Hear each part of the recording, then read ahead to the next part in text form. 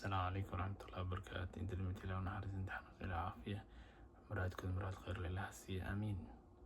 ما انت رضاكم بيغان تاهي لحي تبانكي بيشي لبيتانات كنا فرقل أفرطوكم بيغان لبدي بيشي لبات لبكن لاتين لحدا وعرب هالقضب ودردقين إلا سو وداقو وحلو عنانتي تليفون كلو عنانتي نتنياهو وان دونالد ترامب كويري نمو عالم باته marka waxaan rabaa qodobkaas ilaa in la wadaago qodobkaas oo faahfaahsan kusoo dhawaada.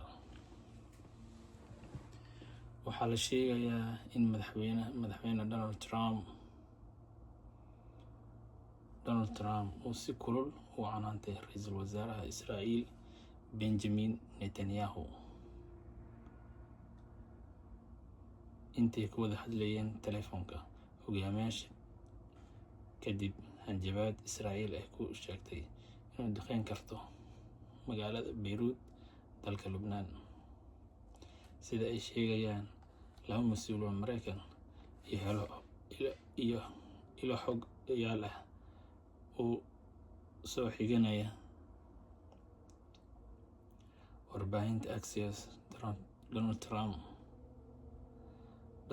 Donald Trump Netanyahu ayaa wuxuu ku yiri waa waalantahay isagoo ku eedeeyay inuusan ballan taageeradii ugu fidiyay xilliyadii dacwada ku socotay musuqmaasuqa. Trump ayaa sidoo kale ugu digay in weerar lagu qaado Beirut sidii uu sii kordhin doono go'doominta caalamiga ee Israa'iil lagu hayo, isagoo sheegay qof walba hadda uu necban yahay Israa'iil sidoo kale waa lagu necban yahay adigana waa lagu necban yahay kooda. arrintaas darteed maxaa samaysaa. wararka waxay intaasi ku darayaan Trump oo aad uga careysanaa xilli ay Iiraan ku hanjabtay inay joojin doonto wada hadallada ay la leedahay Washington sabab la xiriirta weerarka Israa'iil ee ka wada Lubnaan. Trump ayaa ku qeylinayay gebi ahaanba adiga waad waalan tahay, haddii aysan aniga ahayn hadda waxa ku jiri lahayd xabsiga. qorsheeda dhanka kale mas'uul Mareykan ah ayaa sheegaya in Trump uu ku faanaya xagga Israa'iil isku difaacaysa weerarada Xisbullah balse uu ku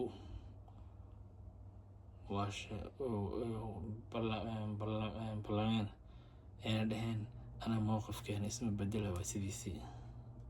ilo xoggaal ah ayaa sidoo kale sheegaya in Trump uu Netanyahu u sheegay in uu sheegay weerarkaasi ay dhaawici karto haddii Israa'iil weerar ku qaato Beirut ay dhaawici karto diblomaasiyadda ee Mareykanka kula jiro Iiraan. gaar ahaan waxay leeyihiin haddii Iiraan ay weerar ku qaado Beirut magaalada Beirut ay ku qaado Lubnaan ka tirsan waxaa sababaya heshiiskii aan kula jirnay Iiraan iyo diblomaasiyadda ayaa daciifaysa ama baabi'aysa.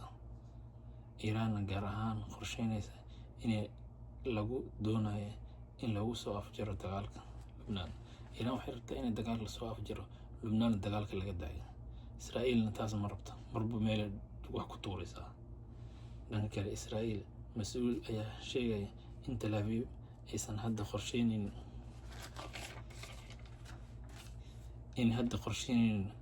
gudaha Beirut inay weerarto, balse Netanyahu bayaan dambe u sheegay in Trump uu sheegay in Israa'iil sii wadi doonto weerarka haddii ay sii socdaan weerarada Xisbullah. wuxuu leeyahay haddii weerarada Xisbullah ay socdaan anuu sii wadeynaa, mowqifkeena wax ma iska bedelin. marka waxaan rabay qodobkaas inaan la soo wadaago oo ku saabsanaa canaantii lagu canaantay Netanyahu oona canaantay Donald Trump. wixiisba ka badiyad alamtar way soo dhaafta. marka waa in salaamaya. Assalaamu calaykum waraxmatullaahi wabarakaatu. wixii war ku saabsan warkeena dambe insha allah nabadiina.